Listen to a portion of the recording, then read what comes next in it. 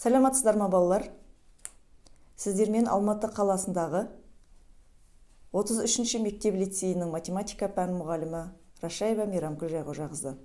Математика 5-ші сынып. Бүгінгі сабақтың тақырыбы бөлінгіштіктің негізгі қасиеттері. Сабақтың мақсаты көбейтіндінің берілген натурал санға бөлінгіштігін талдау, қосындының және айырымның берілген натурал санға бөлінгіштігін талдау. Бірінші ереже бойынша айтатын болсақ, егер көбейткіштердің біреуі берілген санға бөлінсе, онда көбейтінді де сол санға бөлінеді. Мысал келтіретін болсақ, 50 көбейтілген 42 санын 5-ке бөлу үшін біз бұрынғы бастауыштағы білімдерімізді пайдалану арқылы калькулятормен немесе баған түрінде орындаумен емес, бұл жолы біз ауызша орындауды үйренетін боламыз. Яғни, көбейткіштердің әйтеуір біреуі 5-ке бөлінсе, онда көбейтінді тұтасымен 5-ке бөлінеді.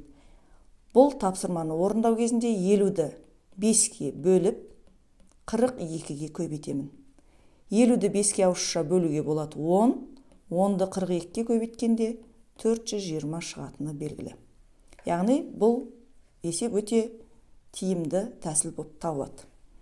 Келесі мысал, 15 аны 3-ке бөлейік. Бұл жерде бізде әріпті өрнек берілген.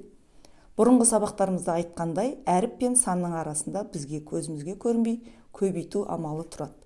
Ендеше 15-ті 3-ке бөліп алып, аға көбейту арқылы өрнектің мәнін табамыз.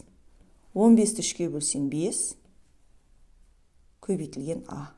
Немесе 5а деп те айтуға болады. Екінші мысал, егер қосылғыштардың әрқайсысы жеке-жеке берілген санға бөлінсе, онда қосынды да сол санға бөлінеді. Бұл ережені мысал арқылы түсіндіретін болсақ, бірінші мысал 48 қосылған 54-ті 6-ға бөлейік. Яғни әрбір қосылғышты жеке-жеке 6-ға бөліп шығамын, 48-ді 6-ға, қосу амалын қойып 54-ті 6-ға бөліп шығамын. Бұл екі таңбалы санды 6-ға бөлу бізде ауызша орындалады.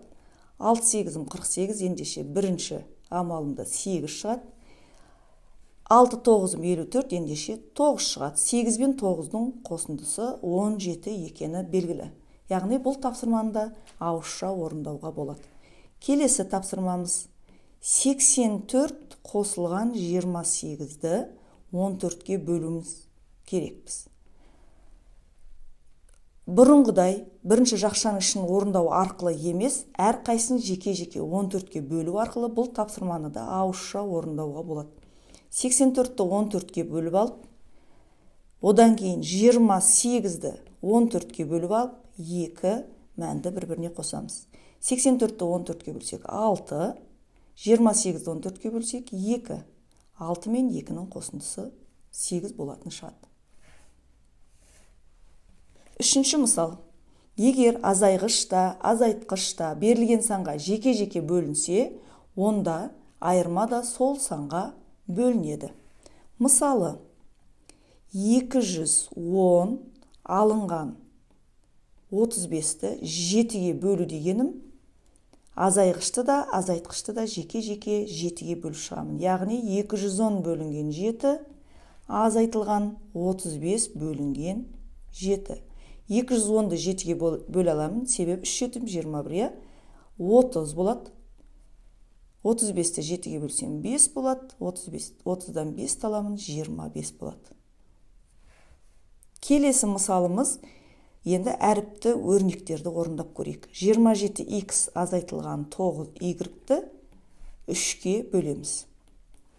Бұл жолы 27x-ті 3-ке бөліп аламын, азайту 9y-ті 3-ке бөліп аламын.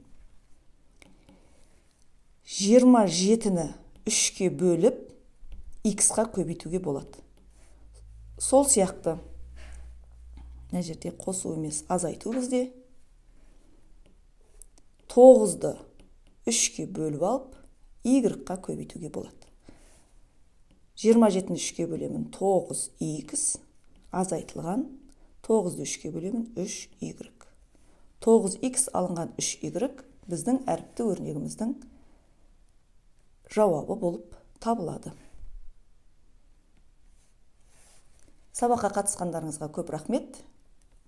Егер сабақ ұнаса, лайк басып, комментарий жазуды ұмытпаңыздар.